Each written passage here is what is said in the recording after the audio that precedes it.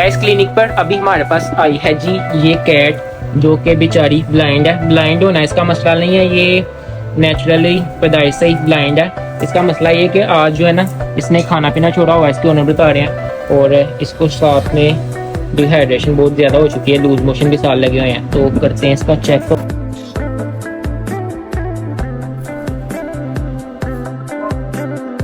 सुबह से नहीं खा पी रही कि कल वोमिट नहीं ना है कोई भी?